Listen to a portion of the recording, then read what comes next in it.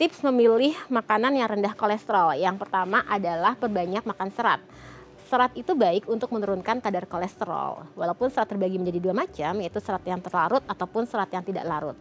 Yang terbukti menurunkan kadar kolesterol adalah serat yang larut. Serat yang larut dapat didapatkan pada ragi, biji-bijian ataupun dari buah-buahan.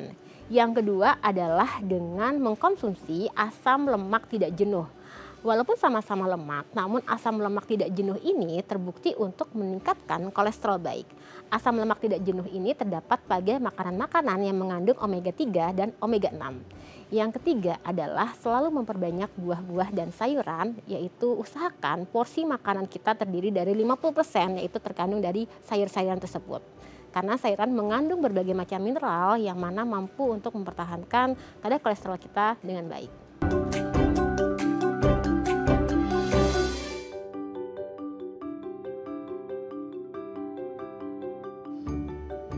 Halo pemirsa, apa kabar Anda hari ini? Senang sekali saya Raden Matlias dapat kembali menemani Anda dalam sebuah program talk show inspiratif. Ini dia Bincang Sehati.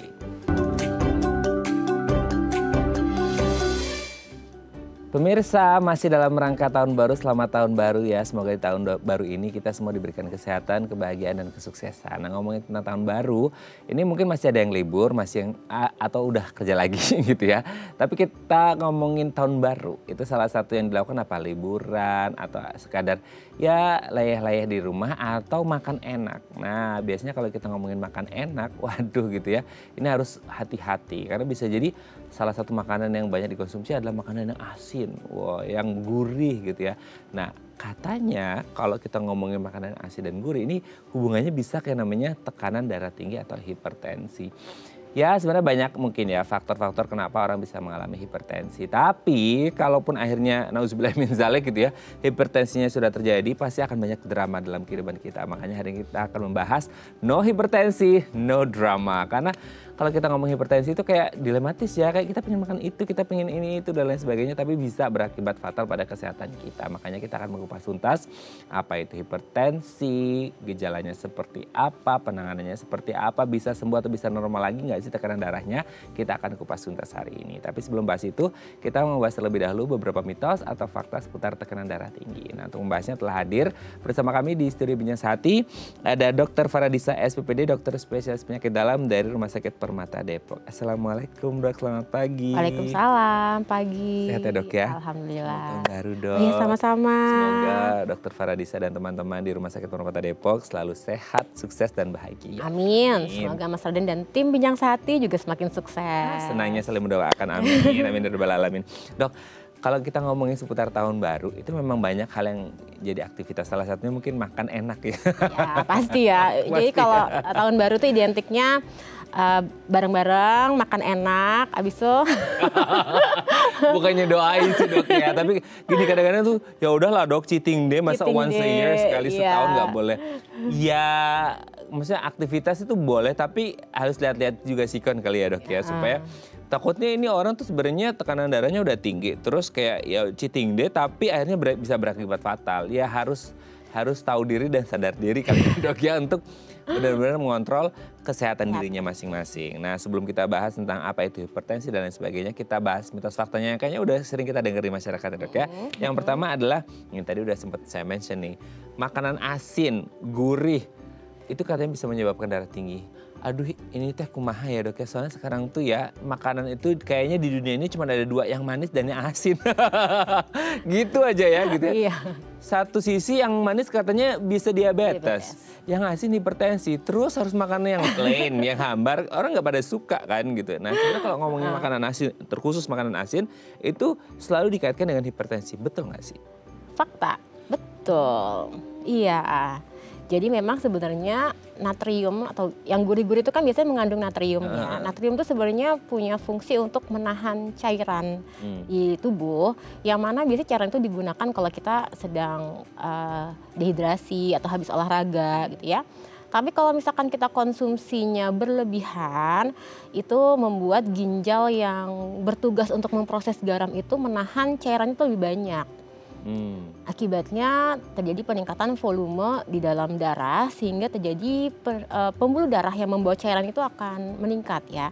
Sehingga terjadi peningkatan tekanan darah di dalam pembuluh darah, dinding pembuluh darah tersebut. Jadi terjadilah hipertensi. Oh, maksudnya itu ketika kita makan makanan asin itu kan dia mengikat cairan sehingga cairan itu jadi masuk ke pembuluh darah juga jadi ikut menekan gitu ya. Jadi banyak cairan yang tertahan, cairannya banyak tertahan. Nah, karena cairan tertahan itu sehingga akibatnya pembuluh darah kan akan membawa banyak cairan di dalam tubuh ya. Nah, cairannya nambah, volumenya meningkat, pembuluh darah bertugas untuk membawa cairan yang banyak, akibatnya jadi peningkatan tekanan di dinding pembuluh darah. Akhirnya terjadinya semakin lama adalah hipertensi. Oke, karena sebenarnya si pembuluh darah kan fungsinya untuk mengedarkan darah. Iya. Tapi ketika banyak cairan yang masuk ke situ jadi ibarat berat jadinya kan. Desakan. Iya kan, sama darah gitu kan. Iya, betul. Analoginya. Jadi tekanan darah otomatis di pembuluh darah jadi naik kan, hipertensi. Ya walaupun sebenarnya kita butuh ya, tapi kan balik lagi nggak boleh berlebihan. Dok, kalau selama ini dok, ini sekalian nanya ini banyak juga yang pasti konsumsi MSG dok. Nah, MSG itu kan mungkin selama ini tuh orang agak gini dok, bingung ya. Kan yang tahu itu mungkin mereka tahunya rasanya asin, udah that's it, atau gurih lah gitu ya. Jadi orang tuh kadang-kadang kayak bedanya garam, natrium, terus yang di MSG itu kandungannya apa gitu kayak beda sama atau gimana sih dok? Kalau misalkan garam itu kan mengandung natrium ya, jadi memang garam itu ya natrium gitu. Kalau MSG itu biasanya kan kayak apa sih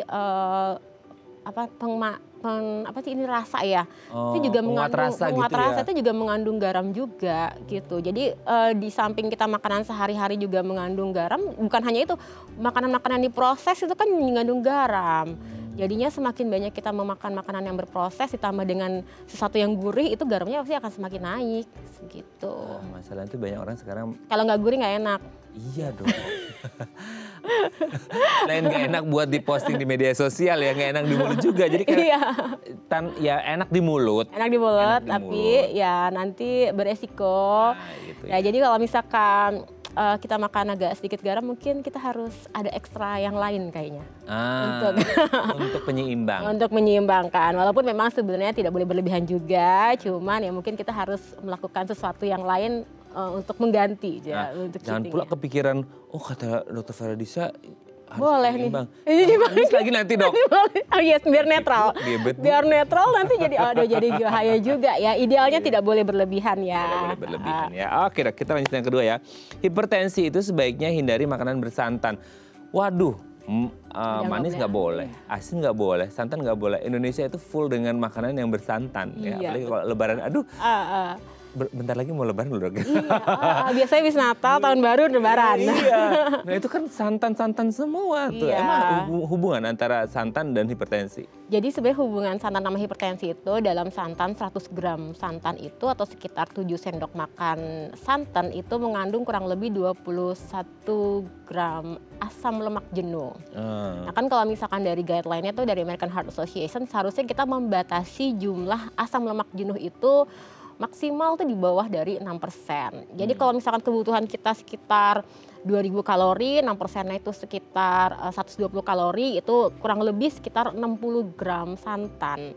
Nah, tapi ternyata kan makanan yang kita makan sehari-hari itu kan bukan hanya dari santan kan. Nah, mengandung beberapa macam asam lemak jenuh juga gitu. Jadi ya sebaiknya boleh tapi tidak boleh berlebihan. Terutama pada mereka yang punya darah tinggi. Kalau misalnya udah punya darah tinggi, kemudian ada asam lemak jenuh. Asam lemak jenuh itu kan menimbulkan pembentukan plak di pembuluh darah. Yang mana semakin lama beresiko untuk jadi penyakit jantung kardiovaskuler. Jadi penyakit jantung, stroke dan yang lain-lain itu jadi bisa berisiko ke sana gitu. Kayaknya orang Indonesia tuh enak kalau nggak makan tanpa kuah ya dok? Iya. Dan kuahnya itu jarang yang bening, kecuali sayur bening. Kecuali sayur bayam bening. Itu aja yang bening, yang lainnya kayaknya ya sebagian besar pasti bersantan kan? Iya gitu. Bersantan, abis itu semakin lama dipanasin. Ya itu nggak sih dok? Iya pasti. Kan gini, jadi kan bahasa orang-orang Jermannya itu semakin mendok semakin lezat kan? Iya, gitu. Dipanasin lagi. Ada efek lagi nggak? Ya ada lagi kan, jadi menjadi asam lemak trans dan yang lain-lain itu yang berbahaya. Oh padahal itu kalau kata orang Kalau nggak semakin dipanasin nggak enak. lezatos Semakin ya. lezat. Enak banget itu kan, semakin medok gitu. Aduh, tambah berbahaya lagi ya. Iya. Biasanya udah tambah medok terus karena mungkin agak keasinan nih kan bisa Tambahin asin lagi ya, garam tambahin lagi. lagi. Garam, tambahin santan lagi. Santan lagi. Combo. Kamu. Oke, kita lanjut yang ketiga ya pemirsa ya. Hipertensi itu pasti nurun dari orang tua ke anak, diturunkan. Nah, ini betul atau enggak? Mitos. Jadi sebenarnya salah bahasa, bukan pasti tapi bisa diturunkan. Oh, Jadi, dengan kondisi seperti apa? Jadi hipertensi itu kan penyebabnya kan dia multiple ya, faktornya yang terlibat itu banyak, beragam. Jadi selain faktor genetik itu yang paling berpengaruh adalah dari pola makan dan gaya hidup. Jadi faktor dari lingkungan, perilaku, terus habis itu berbagai macam organ itu jadi berkembang menjadi hipertensi. Jadi memang genetik juga memainkan peran. Jadi sekitar 10 hingga 15% itu berisiko yang punya orang tua satu ataupun dua-duanya mempunyai hipertensi, maka anaknya berisiko untuk jadi hipertensi. Tapi kalau misalkan mempunyai resiko berarti bisa dicegah dengan memperbaiki pola makan dan gaya hidup supaya tidak menjadi hipertensi. Ini berlaku gini guys, dok, maksudnya ketika nih ada pasutri baru nih ya gitu, terus mereka lagi promil. Nah sebelum menikah itu dua-duanya udah ada hipertensi, gitu ya. Jadi kan otomatis ketika hamil itu posisinya udah hipertensi itu ibunya, Ya. gitu, suaminya juga gitu. Beda nggak kondisinya sama orang kayak suami istri itu sama-sama dari awal nikah itu nggak ada hipertensi sama sekali sampai promil sampai hamil. Sampai kehamilan, sampai kelahiran itu akhirnya kondisinya tidak hipertensi. Itu bisa beda nggak? Maksudnya kayak ini yang ini aman nih gitu. Biasanya kalau yang genetik itu biasanya dari awal ya. Jadi itu lebih memang jarang kasusnya, cuman biasanya genetik itu kalau misalnya genetik itu dari awal sebelumnya aja harus biasanya dia ada hipertensi gitu. Tapi kalau misalkan hipertensinya karena setelah nantinya gitu kan berarti kan lebih dari pola makan gaya hidup kan, betul, ya. seperti itu sih gitu. Ya, jadi memang kadang-kala itu ada beberapa penyakit yang orang sifatnya bilangnya sifatnya menurun, padahal sebenarnya satu habit, satu kebiasaan yang terbentuk biasanya pola makan ya. Pola makan dan biasanya pola makan itu kan diturunkan juga kan, sama hipertensi, diabetes kan biasanya kalau misalkan bapak ibunya makannya snacknya seperti ini, anaknya kan ikutan dari kecil. Masa beda? Ya nggak mungkin, anaknya siapa nanti? Iya, kamu bukan anak saya, kok makanya beda gitu makanya ya. beda. Kan ngikut, anak kan duplikasi gitu. Apa Jadi yang lebih dikasih? karena pola makan di dalam keluarga itu yang akan diturunkan juga. Mak bapaknya ngasih apa ya itulah dimakan Itu ya. dimakan. Oke, kita lanjut yang keempat pemirsa ya. Suplemen mineral katanya bisa menurunkan tekanan darah. Betul nggak sih? Ini kayaknya semua orang tuh sekarang ya udah deh apapun kondisinya pakai aja suplemen gitu. Nah gimana tuh? Itu mitos. Namanya kan suplemen. Suplemen itu penambah gitu ya. Jadi belum terbukti yang namanya suplemen itu dapat menurunkan tekanan darah. Memang ada berbagai macam mineral yang mampu mempertahankan tekanan darah, yaitu seperti vitamin C, vitamin E, kalium, kalsium, magnesium. Tapi berbagai macam mineral tersebut dapat kita dapatkan di makanan kita sehari-hari, gitu kan. Seperti dari sayuran, buah-buahan, kacang-kacangan, produk susu, tapi susunya yang low fat atau no fat ya. Itu kan juga mengandung kandungan tersebut. Nah, masalahnya kalau misalkan kebutuhan mineral yang dibutuhkan itu sudah tercukupi dari sehari-hari, terus kita tambahkan lagi dengan suplemen, jadi berlebihan dong. Nah kalau berlebihan akibatnya apa? Dibuang kan? Iya.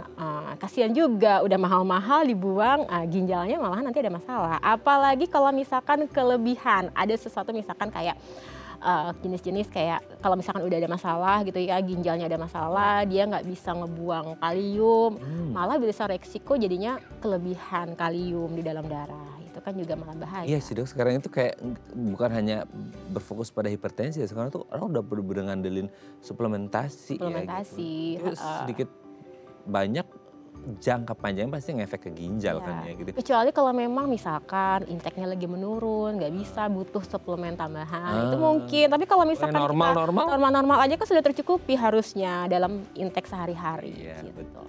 betul ya pemirsa. Jadi cukupi apa yang dibutuhkan tubuh kalau intake-nya normal ya. Tapi kalau udah ya mungkin pas lagi enak badan, sakit. Lagi nggak nafsu makan. Saya sih nafsu terus dok. Alhamdulillah dong berarti. Oke ya, kita lanjut yang terakhir ya dok ya. Okay. Minuman isotonik katanya baik untuk hipertensi. Dulu kan ada ya pionir minuman isotonik terus kan tuh banyak banget ya brand-brand baru gitu ya. Nah kalau ngomongin hipertensi ada nggak sih hubungannya dengan minuman-minuman isotonik itu sendiri dok? Ini sebenarnya mitos ya. Jadi sebenarnya malahan terkadang sebenarnya minuman isotonik itu kan dibuat untuk mengganti cairan kita yang jadi dia dibuat itu untuk sama seperti cairan yang ada di tubuh kita ya, natrium, garam gitu kan. Tapi kalau itu dibutuhkan kalau memang kita kondisi-kondisi misalkan kekurangan cairan, misalkan dehidrasi, habis olahraga, itu memang iya gitu. Tapi pada mereka yang hipertensi itu kan mengandung natrium sama pemanis tambahan. Justru kalau misalkan konsumsinya berlebihan atau tidak dalam kondisi hipertensi malah menyebabkan peningkatan natrium atau bahkan beresiko untuk menjadi peningkatan gula darah gitu kan. Iya, apalagi mereka yang misalkan sudah mempunyai kondisi yang lain ya, misalkan diabetes, masalah ginjal, itu kan harus hati-hati gitu. Jadi memang boleh saja asalkan memang kondisinya tidak mempunyai penyakit-penyakit komorbid, kemudian diminumnya itu tidak dalam diminum itu dalam kondisi memang kekurangan cairan. Tapi dibandingkan itu semua paling benar paling bagus adalah air mineral aja. Murah, meriah. Murah, meriah dan mudah untuk didapat. Nah, dan efek sampingnya nggak ada. Betul, gitu. Ya, malah efeknya bagus ya. Iya. Jadi memang gini, isotonik mungkin bagus untuk kondisi tertentu tertentu. Misal harus terhidrasi baik ketika olahraga dan lain sebagainya. Iya, tapi nggak boleh berlebihan juga. Betul, nggak boleh berlebihan juga, malah nanti ada kandungan gulanya juga. Ya, gula tambahan. Iya ya, gula tambahan. Oke, terima kasih Dr. Feradisa sudah terjawab mitos fakta. Nanti lanjut ngomongin hipertensi ya di segmen selanjutnya. Oke, pemirsa, kalau Anda punya pertanyaan seputar tema kita hari ini boleh tanya-tanya di 021 290 32644 atau DM Instagram kami di @bincangsaat.tv. Kami akan segera kembali.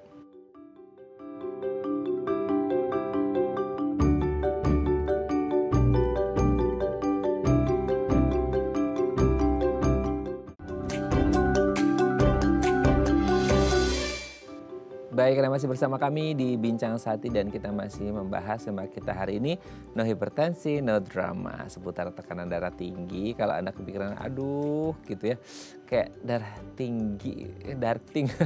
Ini kayaknya kemarin ya zaman-zaman pandemi tuh ya ada meme-nya kayak orang tua tuh jadi mama-mama darting ya gara-gara ngajarin anaknya di sekolah. Itu yang biasanya guru harus ngajarin anaknya di sekolah jadi harus jadi guru dadakan. Nah, ngomongin tekanan darah tinggi ini sebenarnya apa penyebabnya, kondisinya seperti apa? Hari ini akan kita kupas tuntas. Kalau Anda punya pertanyaan seputar tema kita hari ini boleh tanya-tanya di 021 290 32644 atau di Instagram kami di @bincangsaat.tv. Kita masih bersama dengan Dr. Feradisa SPPD, dokter spesialis penyakit dalam dari Rumah Sakit Permata Depok. Oke dok, hipertensi, tekanan darah tinggi itu cuma identik di masyarakat kita itu kayaknya orang suka marah-marah gitu ya. Marah-marah mulu, darting lo nanti. Dok, gitu, iya kan? Sering bilang juga, dok emang kalau orang hipertensi tuh orangnya marah-marah ya dok? Atau itu kayak udah kebentuk aja gitu ya dok ya. Jadi marah-marah sama dengan hipertensi. Jadi marah-marah sama dengan hipertensi sama dengan marah-marah gitu aja cycle-nya gitu. Itu sebenarnya hipertensi itu hanya sekadar marah-marah atau by definition secara medis itu seperti apa sih hipertensi dok? Hipertensi itu suatu kondisi medis yang mana terjadi peningkatan aliran darah di arteri perifer, di mana terjadinya tekanan darahnya itu adalah lebih sama dengan 140 dan atau lebih sama dengan 90. Jadi kalau ada di atas 130 ya, jadi lebih dari 140, jadi 140/90 itu namanya hipertensi. Walaupun memang untuk mendiagnosis hipertensi itu agak-agak susah, bukan karena kita berdasarkan ukuran kan. Nah itu kan terkadang kan kondisi seseorang pada saat diukur tekanan darah itu kan bisa mempengaruhi alatnya, kondisinya gitu. Jadi yang namanya hipertensi adalah peningkatan tekanan darah itu terjadi secara terus-menerus. Nah itu, jadi harus terus-terusan. Jadi kalau cuma sekali naik, ya itu harus dikonfirmasi lagi gitu. Maksudnya jangan sekali ada kok hipertensi nih gitu. Tidak dong, tidak gitu. Karena gini dok ya, ini jadi curhat nih ya. Gitu. Ada kan orang-orang tuh yang takut ke rumah sakit, takut ketemu dokter, takut lihat jarum suntik. Even cuman ngelihat alat untuk cek tekanan darah aja mungkin udah stres parah gitu kan, keluar deg-degan segala macam. Nah itu sebenarnya pengaruh nggak sih kalau akhirnya itu kayak orang tuh mau tes bisa jadi tinggi itu 142 nih, hipertensi gitu bisa ngaruh nggak sih? Bisa ngaruh, makanya kan ada kondisi medis namanya white coat hypertension. Ya, hipertensi disebabkan oleh karena dia stres karena ngeliat jas putih. Makanya saya nggak pernah ke jas putih. Oh, oke. Baru ngeliat white coat itu maksudnya Snelly ini Iya, ya? white coat hypertension gitu maksudnya. Oke, aku pikir itu white coat ya. Jas putih. Oke. Maksudnya ngeliat dokter terus Iya, begitu. Terkadang kan kalau kalau misalkan kita lagi di tensi itu kan di suasana di rumah sakit kan rame ya. Padahal syarat ideal untuk mengukur tekanan darah yaitu kondisinya tenang. Itu susah ya. susah dong. Tenang, habis itu tidak boleh berbicara pada saat di tensi. Even ke dokter yang lagi berisa gitu nggak boleh ya? Nggak boleh, diam dulu.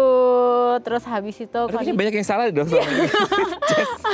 Kok tinggi terus ya? Gitu. Terus habis itu tidak boleh, maksudnya tidak boleh menahan buang air kecil. Jadi sebelumnya sudah ke kamar mandi dulu. Terus posisinya harus nyaman, kursi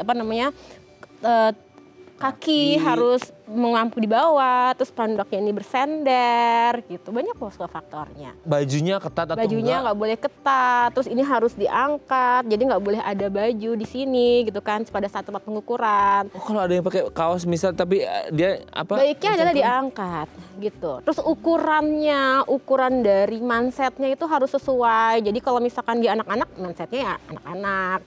Jadi nggak boleh kekecilan, nggak boleh kebesaran, karena itu mempengaruhi pengukuran tekanan darah. Makanya butuh dikonfirmasi gitu. Kecuali pada mereka yang mendadaknya tingginya ekstrim, misalkan di atas 160, ya mau nggak mau kita memang harus melakukan tata laksana ya. Tapi kalau yang masih 140, nggak ada riwayat hipertensi sebelumnya, itu harus dikonfirmasi ulang.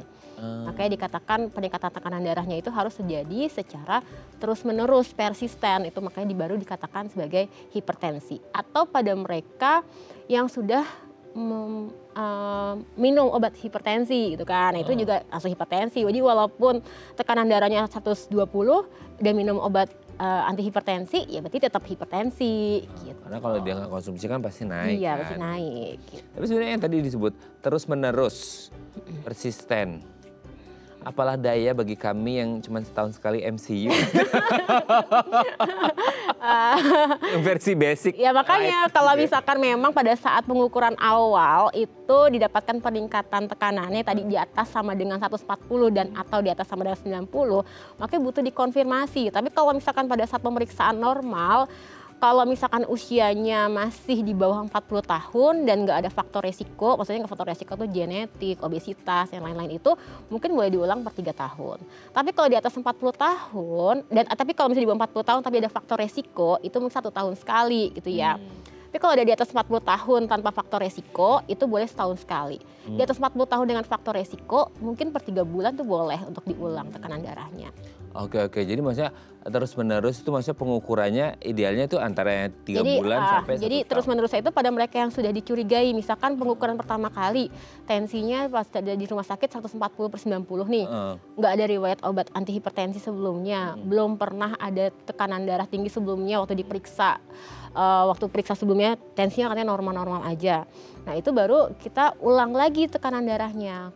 Nah, kalau misalkan dia mempunyai alat pengukuran tekanan darah di rumah, biasanya saya saranin untuk 3 hari berturut-turut coba diukur lagi di rumah pada saat bangun tidur sama sebelum tidur. Kenapa bangun tidur? Karena fisiologisnya tekanan darah kita paling meningkat pada pagi hari gitu. Oh, justru pagi hari ya? Pagi hari.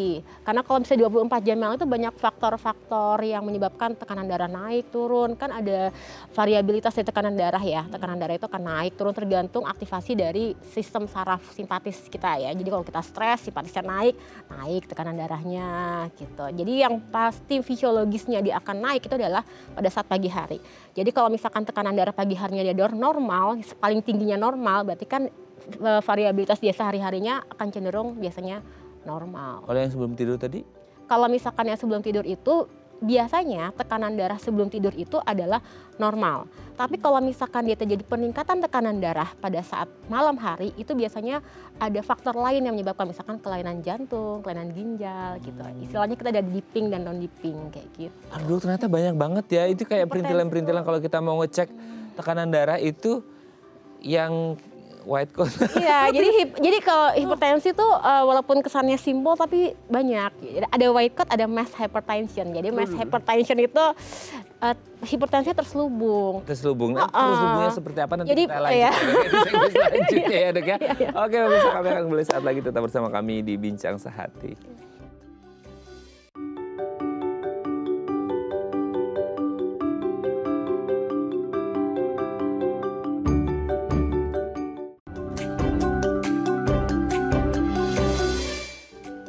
Baik, Anda masih bersama kami di Bincang Sehati dan kita masih membahas tema kita hari ini seputar hipertensi alias tekanan darah tinggi. Kalau Anda punya pertanyaan seputar tema kita hari ini, boleh tanya-tanya di 021 290 3244 atau DM Instagram kami di @bincang_sehati.tv. Kita masih bersama dengan Dr. Faradisa SPPD, dokter spesialis penyakit dalam dari Rumah Sakit Permata Depok.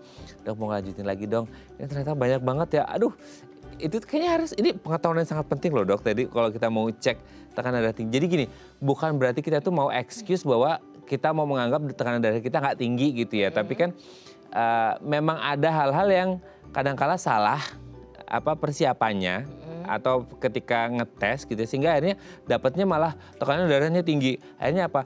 Ya memang bagus untuk sebagai cambuk untuk memodifikasi lifestyle, tapi akhirnya banyak juga orang yang overthinking, malah tambah stres, tambah tinggi lagi tuh tekanan darahnya.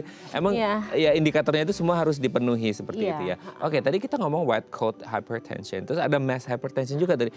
Itu apa lagi, Dok? Hipertensi terselubung. Jadi tensinya itu pada saat diukur di rumah sakit normal-normal aja, tapi pada saat di rumah dia tinggi. Ya tadi kan ada tensi yang meningkat pada malam hari. Gitu. Makanya pada mereka yang hipertensi atau misalkan pernah ada peningkatan tekanan darah sekali aja, itu baiknya adalah dievaluasi di rumah gitu. Apakah memang dia itu tekanan darah tinggi itu akan persisten atau memang cuma sesaat aja. Jadi kalau misalkan udah seperti itu, dimintanya pengukuran tekanan darahnya adalah pada saat malam hari sebelum tidur sama yang pagi hari. Di rumah dia tinggi, pada saat rumah sakit kok normal-normal aja ya. Kayak penting ada diary hypertension. Nah, kalau saya minta diary-nya mana gitu. Ada? Ada dong, saya minta diary-nya gimana kalau misalkan itu. Jadi kalau yang rajin itu ada diary-nya. Ibarat kata kalau kemarin kita itu selama COVID itu journaling ya. Ini journalingnya tekanan darah. Ya nggak apa-apa sih, karena kan kita bisa jadi tahu riwayat kita kan. Iya, karena kan yang namanya hipertensi kan silent killer kan. Diam. Tiba-tiba ada organ yang dirusak. Gitu. Itu diam-diamnya itu emang gejalanya nggak kerasa banget sih, Dok, atau gimana sih? Katanya besar. Sakit di sini lah, suka marah-marah lah, itu gimana sih? Balik lagi marah-marah sama hipertensi. Itu gejalanya itu nggak ada yang khas atau sebagian besar tekanan darah hipertensi itu tidak ada gejala. Biasanya gejala itu muncul kalau sudah ada organ yang dirusak. Misalkan udah di mata, merusak mata gitu ya, atau merusak saraf otak. Salah satu yang kalau misalnya kita tahu kan stroke ya misalkan ya. Tapi lebih dari stroke tuh ada lagi misalkan penurunan fungsi kognitif, demensia, itu juga terjadi karena peningkatan tekanan darah gitu. Belum lagi kalau misalkan di jantung bisa menyebabkan seperti pembengkakan jantung yang nggak ditangani dengan baik lama-lama menjadi gagal jantung. Habis itu penyumbatan pembuluh darah jantung, bisa juga terjadi gangguan irama jantung, di jantung aja banyak. Di ginjal itu karena terjadi peningkatan tekanan di ginjal sehingga lama-lama itu ada kebocoran protein keluar. Kan ginjal tuh ideal dia tuh bisa menahan semuanya jangan sampai keluar gitu kan, sebagai saringan tuh. Kalau misalkan tekanannya tinggi banget, lama-lama dia capek, akhirnya bocor, keluar protein. Nah, lama-lama fungsi ginjalnya turun kayak gitu. Serem ya ternyata ya. Ginjal kan penting banget gitu. Iya. Oke. Sekarang untuk mendiagnosis bahwa orang ini benar-benar mengalami hipertensi itu hanya berbatas pada yang tadi itu ya, yang 140/90 atau ada maksudnya kayak dari gejala-gejala yang dirasakan atau gimana sih, Dok? Enggak, untuk mendiagnosis tetap dengan pengukuran tekanan darah. Pengukuran tapi itu memang, kayak kan tadi dokter menyebutkan harus terus-menerus, harus persisten di angka segitu gitu ya. Itu tuh ya kan gini, kembali lagi ya Dok ya, kondisi orang tuh ketika dites kan mungkin berbeda-beda ya. Iya. Itu untuk mengukur validitasnya gimana, bahwa ini confirm bahwa ini tuh valid segini gitu. Ya pasti alat yang digunakan pertama sudah harus terkalibrasi dengan baik ya. Terus tadi ukuran cuff-nya juga harus sesuai. Terus kondisinya juga harus dipastikan memang sudah tadi yang faktor-faktor yang lain sudah disingkirkan. Dan terus kalau memang sudah 3 kali berturut-turut hasilnya adalah confirm di atas 140, makanya kita langsung berikan terapi. Tapi terapi juga nggak buru-buru ya, tergantung juga faktor resiko dan lain-lain gitu. Karena resikonya apa kalau misalkan kita treat dia hipertensi, kita kasih obat darah tinggi padahal dia sebenarnya bukan hipertensi ya, terus-terusan dikasih obat hipertensi dia oleng. Dia drop dong tuh. Darahnya ya? Iya kan, gitu. Saya pusing ya. Enggak sih Dok, Iya apa kan? nih sama Dokter Faradisa nih? Wah kacau nih gitu ya. Oh ternyata Iya, harus, makanya itu makanya buktinya kita berulang harus tadi ya. konfirmasi dulu bahwa memang dia ini mah hipertensi, kecuali pada mereka yang tekanan darahnya ekstrim tinggi atau sudah ada organ yang dirusak tadi. Misalkan tensi 170, sakit kepala, nah itu kan berarti sudah ada masalah nih gitu. Atau misalkan matanya kabur, atau sesek nafas, nah itu berarti kita harus cepat-cepat treat. Tapi kalau yang masih fit gitu ya, terus habis tensinya baru 1 kali naik, faktor resiko nggak ada, genetik juga nggak ada, kita lihat dulu gitu. Atau misalkan ya ajarin tadi untuk membuat hum blood pressure monitoring. Jadi memang sekarang ini yang digalakkan adalah dengan pengukuran mandiri di rumah. Oke. Nah, semisal kalau mandiri di rumah itu kan sekarang itu banyak banget ya Dok, mesti kayak alat-alat yang dijual secara di online gitu, itu nggak apa-apa Mas? Nggak apa-apa, boleh selama memang alatnya itu terkalibrasi dengan baik. Terus yang disarankan adalah upper arm yang di sebelah sini nih, dan ya pasti tetap ya pengukurannya itu kalau bisa bajunya diangkat, jadi nggak ada dasarnya. Terus kemudian diusahakan adalah yang dekat dengan jantung, jadi sisi sebelah kiri. Gitu. Dan kondisinya rileks. Makanya saya juga saraninnya nggak tiap hari juga Bu, ngukurnya Bu. Oh gitu ya. Lagi kayak terus menerus sih kalau Dokter Faradisa, enggak setiap hari juga. Kalau untuk konfirmasi memang saya minta 3 hari berturut-turut. Tapi kalau misalkan memang sudah hipertensi gitu ya, jadi mintanya biasanya seminggu sekali aja gitu. Karena kalau misalnya diukur tiap hari dia stres naikin lagi. Iya kan. Gitu ya. Aduh, jadi serba salah ya. Kalau bisa memang harus ya bertahap, tapi ya jangan stres juga dibawanya. Iya, Tapi pengobatannya itu, kalau ngomongin pengobatannya itu hanya berbatas pada obat minum atau bisa modifikasi lifestyle dulu sih Dok? Betul. Nomor 1 adalah modifikasi gaya hidup, lifestyle intervention. Setelah lifestyle intervention baru kita masuk ke dalam namanya terapi anti hipertensi. Walaupun biasanya kita kalau setiap mendapatkan pasien hipertensi, kita lakukan stratifikasi dulu tetap. Ini faktor resiko yang mengarah ke penyakit jantung dan pembuluh darah, stroke ya. Kalau dia faktor resikonya rendah, tensinya nggak begitu tinggi, jadi dia low risk, kita bisa mulai misalkan intervensi gaya hidup dulu tuh 1 bulan. Kalau nggak berhasil, baru nanti kita mulai anti hipertensi. Tapi pada mereka yang tensinya tinggi atau misalkan sudah ada target organ yang dirusak atau dia mempunyai faktor resiko yang tinggi untuk penyakit jantung koroner, itu kita langsung treat biasanya gitu. Jadi walaupun dengan menggabungkan intervensi gaya hidup tetap nomor 1. Oh, oke. Makanya itu penting banget ya untuk modifikasi lifestyle. Tapi kalau udah terlanjur tinggi bisa nggak sih Dok? Apa? Hipertensinya udah tinggi banget tuh tekanan, terus modifikasi itu pengaruh nggak sih? Pengaruh. Bisa turun lagi? Iya, jadi kan kita bertata laksana anti hipertensi itu kan biasanya kalau misalkan biasanya dimulai dengan 1 obat, kombinasi 2 obat, kombinasi 3 obat, kombinasi 4 obat itu kan. Makin banyak ya Dok? Karena ada kondisi namanya hipertensi resisten yang nggak mempan sama obat-obatan. Nah, jadi ya kalau misalkan kita bisa untuk melakukan intervensi gitu kan, kemudian dia membaik dengan intervensi, minimal kombinasinya tuh nggak banyak gitu kan. Gitu. Jadi terkontrolnya lebih baik. Oke. Jangan sampai nambah-nambah terus lah ya. Kalau nambah rezekinya sih alhamdulillah ya. Tapi kalau nambah obatnya, aduh PR banget ya. Oke Dok, nanti kita lanjut lagi ya. Oke. Pemirsa, kami akan kembali saat lagi. Tetap bersama kami di Bincang Sehati.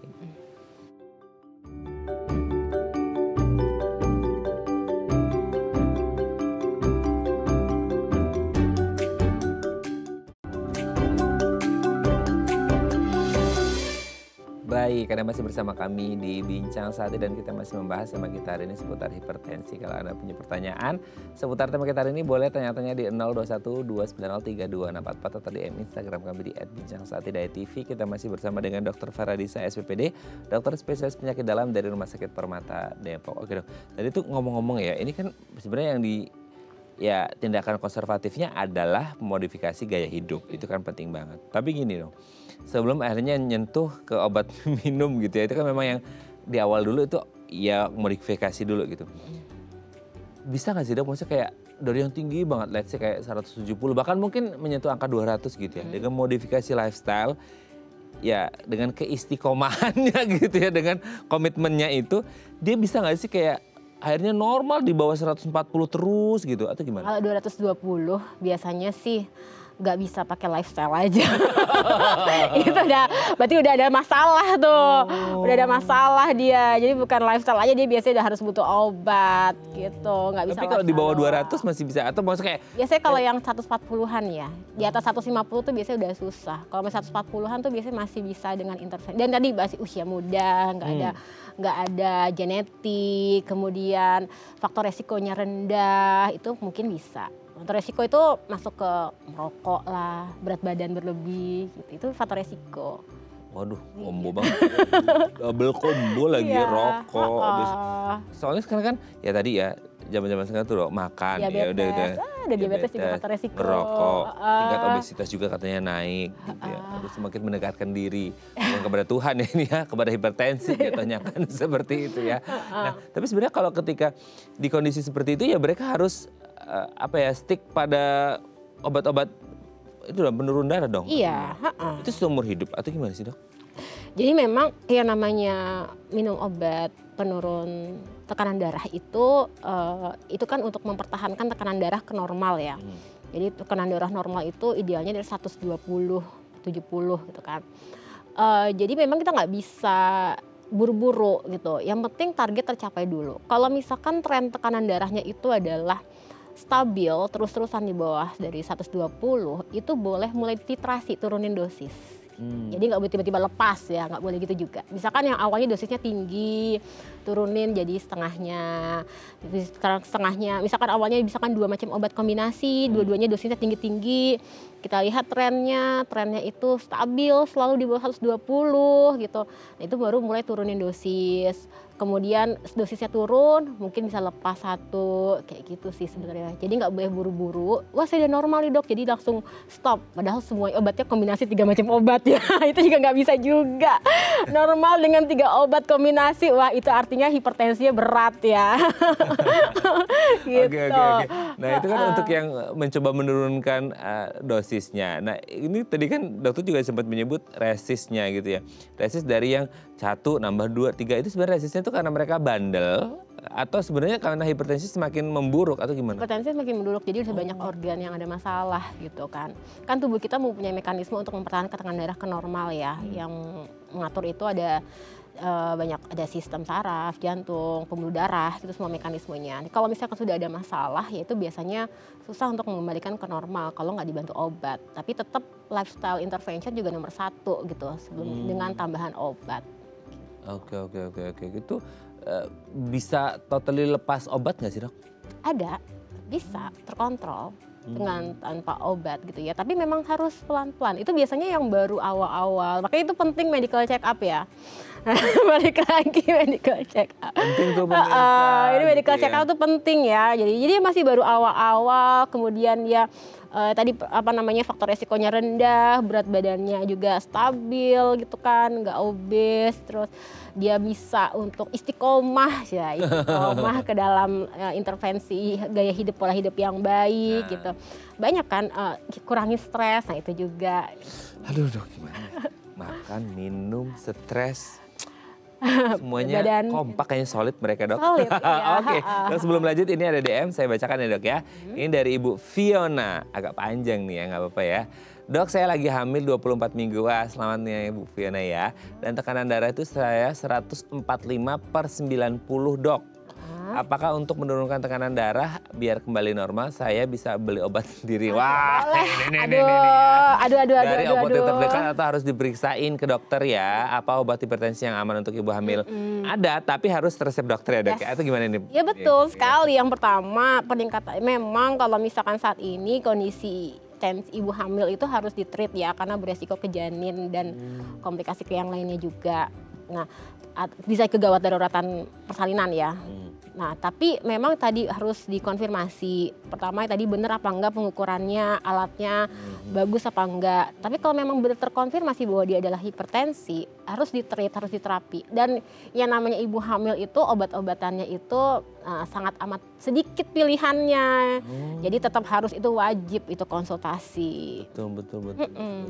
Tapi maksudnya kalau ada ibu hamil itu bisa ngefek nggak sih tekanan darah ibu hamil itu? Maksudnya kayak dia itu seumur-umur sebelum hamil itu kayak 130 terus tiba-tiba ketika hamil dia bisa naik 140. Bisa, karena ada namanya gestational hypertension, hipertensi yang terjadi pada saat kehamilan. Banyak ya ternyata jenisnya. Banyak. Bisa berlanjut nggak sih setelah selesai? Kalau yang namanya hipertensi gestasional, selama dia sudah melahirkan plasenta dan yang lain, dia biasanya balik lagi ke normal. Tapi dia akan beresiko untuk jadi hipertensi di kemudian hari. Jadi mereka yang hipertensi gestasional baiknya di screening terus. Ya, oke. Dan ini semoga menjawab pertanyaan Ibu Fiona. Dan semoga sehat selalu Bu Fiona dan janinnya. Nanti proses deliverynya, persalinannya semoga lancar ya. Terima kasih sudah menghubungi kami. Oke dok, nanti kita lanjut lagi ya di segmen terakhir. Nggak kerasa ya. Udah mau habis ya. Udah mau habis loh, kita tinggal segmen terakhir ya. Oke pemirsa, kami akan kembali saat lagi. Tetap bersama kami di Bincang Sehati. Ya.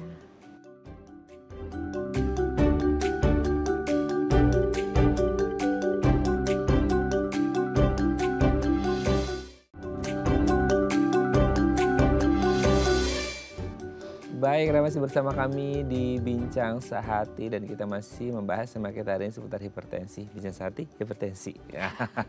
Oke, masih bersama dengan Dr. Faradisa, SPPD, dokter spesialis penyakit dalam dari Rumah Sakit Permata Depok. Dok, gini, kalau kita ngomong hipertensi kan dari tadi ya, salah satu itu tersangka utamanya adalah garam yang asin-asin gitu ya. Nah gini dok, modifikasi lifestyle tadi udah kita bahas untuk pengobatan ya. Pengobatan itu kan ada yang pakai intake, ada pakai obat minum, ada yang dicobain dulu dengan intervensi lifestyle ya gitu kan. Nah, lifestyle intervention ini sendiri itu mungkin harus diperjelas dok gitu ya ke masyarakat kita. Takutnya dengan itu? Garam doang. Ya udah deh hari ini aku nggak mau, mulai saat ini saya tidak akan mengkonsumsi garam sama sekali.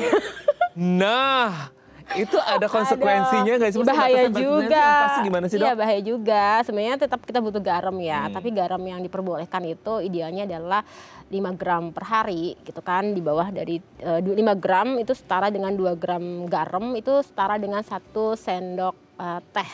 1 sendok teh? Ya itu sebenarnya. Maksimal ya sehari?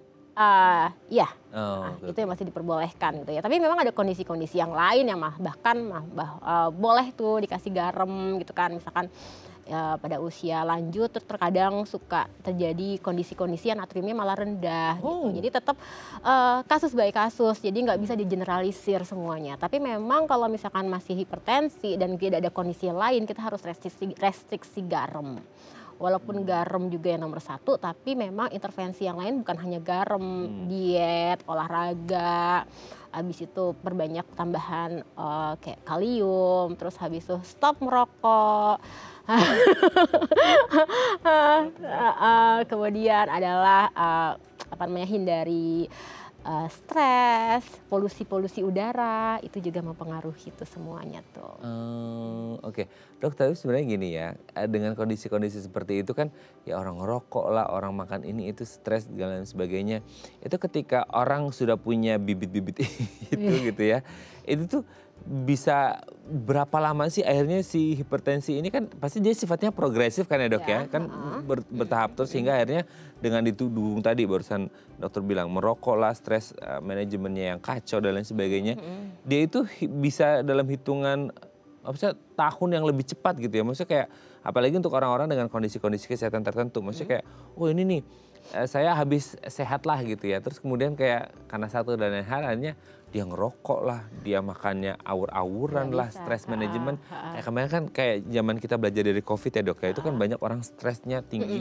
Dan akhirnya itu kayak pola hidupnya di satu sisi ada orang yang aware banget sama kesehatan, di satu sisi ada yang kayak udah ya careless banget sama kesehatannya. Itu bisa berlangsung paling cepat tuh kayak hitungan tahun gitu berapa lama? Maksudnya untuk komplikasi Iya, kardiovaskuler. betul. Biasanya kontinuum kardiovaskuler itu 10 tahun. Makanya kita selalu mengukurnya itu adalah faktor resiko kardiovaskuler di 10 tahun yang akan datang. Gitu. Jadi resiko stroke, resiko sakit jantung, koroner, resiko itu bisa terjadi pada 10 tahun. Walaupun itu bisa dipercepat kalau faktor-faktor yang mempercepatnya itu tinggi. Faktor menciptakan yang faktor peradangan tuh kan Ada yang mau seperti dipercepat ya? itu rokok misalkan ya, faktor-faktor itu kan gitu. Radikal bebasnya itu kan ya, hipertensi itu kan selain ada masalah sistem simpatis, habis itu masalah renin angiotensin aldosteron sistem, itu ada lagi ya faktor-faktor peradangan. Nah, faktor-faktor peradangan itu kalau memang dipercepat dengan radikal bebas, salah satunya merokok, ya itu akan lebih cepat pastinya. Gitu, mempercepat kerusakan dinding pembuluh darah ya. Mau dipercepat atau mau diperlambat? Dua-duanya Kan rata-rata kan segitu ya. Ini bisa dipercepat gitu. Kalau diperlambat ya bisa. dengan komorbid tertentu itu bisa kondisinya lebih cepat tuh. Kayak let's say ya, orang-orang dengan gangguan sistem metabolik kayak diabetes mellitus. Iya pasti. Makanya faktor diabetes mellitus itu adalah faktor resiko kardiovaskuler. Jadi kalau misalkan hipertensi dengan diabetes, dia faktor resikonya langsung tinggi. Sekarang malah jumlah diabetes juga lagi tinggi, hipertensi tinggi itu kayak Hipertensi dengan sakit ginjal langsung tinggi. Gitu. Oke. Jadi kondisinya itu bisa benar-benar yang misal dengan kondisi kayak ya kardiovaskuler itu terus masih belum sadar juga ini orang. Udah bebel gitu dok ya, kayak nama provinsi lagi bebel gitu ya. Iya. Gimana tuh dok? Ya bagaimana ya, makanya kita kan berusaha supaya nggak masuk jurang. Kita berusaha, tapi kalau dia mau menjebur sendiri ke jurang bagaimana? Itu kayak oke. Kita kan berusaha yang terbaik, tapi kayak deretan dosisnya tuh kayak butuh double gitu nggak sih dok atau gimana? Double gimana? Dosis obatnya misalnya kayak udah ini kondisi buruk banget udah tambah itu bisa jadi kayak ada yang sampai di titik kayak udah nggak bisa lagi gitu. Ya bisa aja, bisa aja. Tapi kan tetap kita usahakan ada literasi obat, kombinasi. Sekarang ilmu teknologi obat-obatan tuh canggih-canggih gitu. Cuman memang ya tergantung jaminannya. Ya kalau misalkan itu banyak yang nggak di cover soalnya kan gitu. Berarti canggih-canggih. Berarti intinya adalah mau dia muda, mau dia tua, selama mereka mau istiqomah gitu ya, mau persisten komitmen untuk ya komitmennya tadi ya lifestyle intervention. Toh kalaupun akhirnya di ujung-ujungnya adalah sudah lebih dari 150 yang kayaknya tetap harus minum obat ya. Tetap minum obat tapi nggak boleh meninggalkan lifestyle intervensinya juga dok ya. Berat badan harus tetap stabil, dietnya juga perbanyak makanan buah, sayur, jumlah proteinnya yang rendah lemak, rendah kalori ya. Olahraga paling penting juga. Ini kayaknya kita banyak dicambuk sama dokter Faradisa. Oke, terima kasih dok. Sebenarnya banyak mau kita bahas tapi waktu juga next time kita harus ngobrol lagi ya. Terima kasih dok. Sehat terus, salam untuk keluarga di rumah dan teman-teman di Rumah Sakit Permata Depok. Sekali lagi selamat tahun baru 2020. Sama-sama Mas Raden. Oke pemirsa, itu tadi perbincangan kita dengan Dr. Faradisa. Semoga bermanfaat ya. Dan jangan lupa untuk terus menyaksikan konten-konten inspiratif kami di platform The iPlus. Saya Raden Batlia Semit. Sampai jumpa dan selamat kembali beraktivitas di hari Selasa yang indah ini. Bagi Anda yang masih liburan, selamat liburan dan selamat tahun baru. Salam untuk keluarga di rumah ya. Sampai jumpa.